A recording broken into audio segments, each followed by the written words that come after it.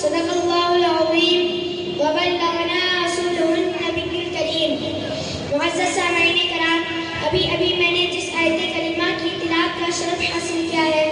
اس پر روشنی ڈالنے سے پہلے مناسب سمجھتا ہوں کہ آپ اور ہم مل کر سیاح الہام کا مالک انس و جاں حبیب پروردگار جناب احمد مصطفیٰ محمد مصطفیٰ صلی اللہ تعالی علیہ وسلم کے دربار عالی شان میں نہایت ہی عقیدت و محبت کے ساتھ اپنے غلامی کا ثبوت دیتے ہوئے درود شریف کا نذرانہ پیش فرمانے کی سعادت حاصل کرے اور بآواز بلند پڑھے۔ اللہم صلی علی سیدنا مولانا محمد صلاۃ و سلام علیک یا رسول اللہ صلی اللہ تعالی علیہ وسلم۔ ہے قول محمد قول خدا فرمان نہ بدلا جائے گا، ہے قول محمد قول خدا فرمان نہ بدلا جائے گا، بدلے گا زمانہ لاکھ ہر قرآن نہ بدلا جائے گا، بدلے گا زمانہ لاکھ ہر قرآن نہ بدلا جائے گا۔ معزز سامعین، ابھی میں نے جس آیت کریمہ کی تلاوت کا شرف حاصل کیا ہے، یہ بہت ہی مشہور و معروف آیت کریمہ ہے۔ آپ جب قرآن کی تلاوت شروع کریں گے تو سورہ فاتحہ کے بعد سب سے پہلے یہی آیت کریمہ نظر آئے گی، الف لام میم ذالک الکتاب لا ریب فیہ۔ اللہ تبارک و تعالی اپنے کلام مقدس کے بارے میں ارشاد فرماتا ہے کہ یہ قرآن وہ مقدس کتاب ہے جس میں شک و شبہ کی کوئی گنجائش نہیں۔ یہ کس کا قول ہے؟ یہ کسی مدبر کا قول نہیں، کسی مخلوق کا قول نہیں، کسی مفکر کا قول نہیں، کسی محدث کا قول نہیں، بلکہ یہ قول کے مخلوق کا قول ہے، قول کے مدبر کا قول ہے، قول کے مفکر کا قول ہے، قول کے محدث کا قول ہے، قول کے کائنات کا قول ہے۔ اے قول محمد قول خدا فرمان نہ بدلا جائے گا، اے قول محمد قول خدا فرمان نہ بدلا جائے گا، بدلے گا زمانہ لاکھ قرآن نہ بدلا جائے گا، بدلے گا زمانہ لاکھ قرآن نہ بدلا جائے گا۔ زمین اپنی جگہ سے ہل سکتی ہے، آسمان اپنی جگہ سے ڈل سکتا ہے، پہاڑ اپنی جگہ سے اکڑ سکتا ہے، شمس و قمر اپنا روپ بدل سکتے ہیں، دریا کی تغیاری رک سکتی ہے، دن اور رات کی گردش رک سکتی ہے، سمتیں بدل سکتی ہیں، سیلاب اپنا روپ بدل سکتا ہے، تناور درخت اپنی جگہ ہل سکتا ہے، ہوا اپنا روپ بدل سکتی ہے، لیکن اللہ کے کلام میں کوئی تبدیلی نہیں۔ اللہ کا قول بدل نہیں سکتا، اللہ کی بات بدل نہیں جا سکتی، اللہ کا فرمان ٹالا نہیں جا سکتا۔ لا تبدیل لکلمات اللہ، اللہ کے کلام میں کوئی تبدیلی نہیں۔ خالق کائنات کا فرمان حق ہے، ساری کائنات مٹ سکتی ہے، ساری دنیا کا وجود بدل سکتا ہے، لیکن خدا کا فرمان نہیں بدل سکتا، کیونکہ ہے قول محمد قول خدا فرمان نہ بدلا جائے گا، ہے قول محمد قول خدا فرمان نہ بدلا جائے گا، بدلے گا زمانہ لاکھ ہر قرآن نہ بدلا جائے گا، بدلے گا زمانہ لاکھ ہر قرآن نہ بدلا جائے گا۔ خالق کائنات خود ارشاد فرماتا ہے، لا ریب فیہ، یہ وہ مقدس کتاب ہے جس میں کوئی شک نہیں، یہ وہ مقدس کتاب ہے جس میں کوئی شبہ نہیں، یہ وہ مقدس کلام ہے جس میں کوئی شک و شبہ کی گنجائش نہیں، یہ وہ مقدس کتاب ہے جو شک و شبہ کی گنجائش سے پاک ہے۔ قرآن میں باقی اعلان کر رہا ہے جس میں شک کرنے کا تصور بھی ذہن میں نہیں لایا جا سکتا۔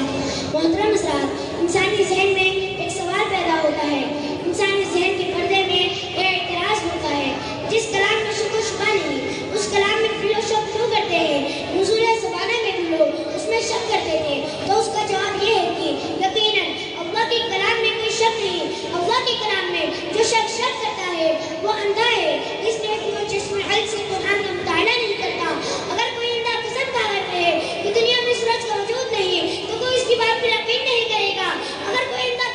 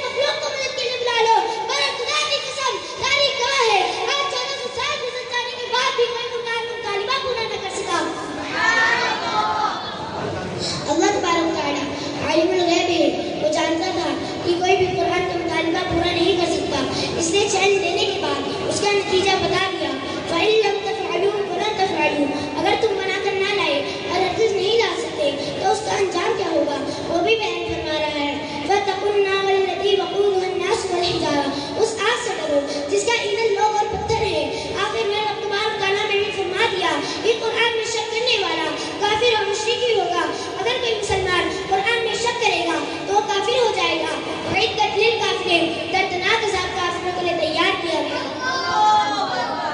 قرآن کا چیلنج خانہ کعبہ میں لٹکا دیا گیا۔ تاریخ گواہ ہے 3 روز تک چیلنج لٹکا رہا۔ عرب کے بڑے بڑے مدبر آئے، اعلان پڑھ کر سر جھکا کر روانہ ہو گئے۔ عرب کے بڑے بڑے فصحاء و بلاغاء آئے، اعلان پڑھنے کے بعد ان کی فصاحت و بلاغت نے گھٹنے ٹیک دیے۔ عرب کے وہ عاشق جن کو اپنی زبان پر ناز تھا، اپنے آپ کو عربی اور ساری دنیا کو عجمی یعنی گنگا کہتے تھے، جب یہ اعلان سنے تو اپنی زبان دانی کا گنو کیا گھوم لیا۔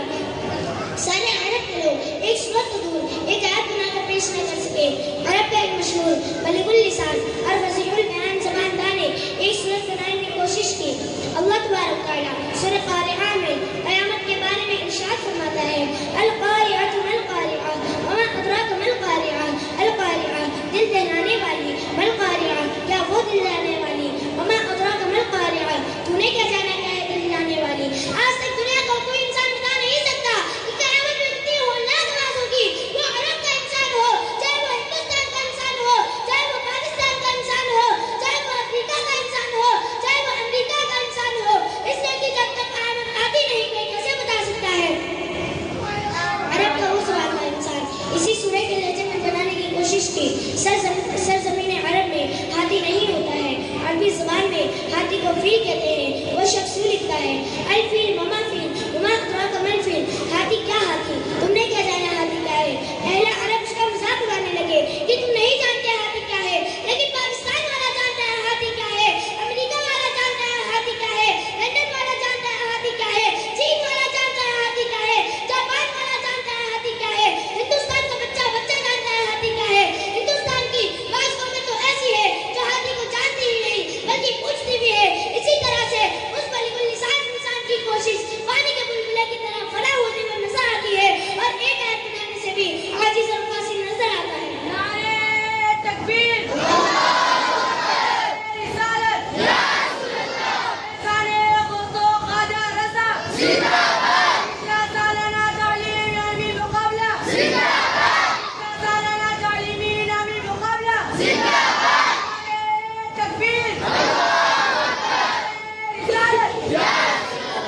محترم حضرات، آپ تاریخ کا مطالعہ کیجیے تو معلوم ہوگا ابتدائی اسلام سے لے کر آج تک قرآن کو مٹانے کی ناپاک سرشیں کی جا رہی ہے، قرآن کو مٹانے کی کوششیں کی جا رہی ہیں۔ پورے قرآن کو دم کرنا دور کی بات، پوری ایڑی چوٹی کا زور صرف کرنے کے باوجود قرآن کے ایک صرف اتر نہ سکا، کیونکہ مسلمان جان کی قربانی برداشت کر سکتا ہے، مال کی قربانی برداشت کر سکتا ہے، عزت و آبرو کی قربانی برداشت کر سکتا ہے، اولاد کی قربانی برداشت کر سکتا ہے، لیکن قرآن ایک زمرہ بدل جائے یہ برداشت نہیں کر سکتا۔ دنیا کی ساری کتابیں مٹ سکتی ہے، دنیا کے سارے تصانیف مٹ سکتے ہیں، دنیا میں سب مذہب کی کتابیں مٹ سکتی ہے، دنیا کی ہر چیز مٹ سکتی ہے، لیکن قرآن مٹایا نہیں جا سکتا، اس لیے کہ قرآن صرف زبان کاغذ پر محدود نہیں، قرآن صرف چھپنے چھپانے میں محدود نہیں، قرآن صرف تختی پر لکھنے لکھانے میں محدود نہیں، بلکہ قرآن ہزاروں نہیں، لاکھوں نہیں، کروڑوں انسان کے سینے میں الحمد کے الگ سے لے کر انداز کے سینے تک محفوظ ہے۔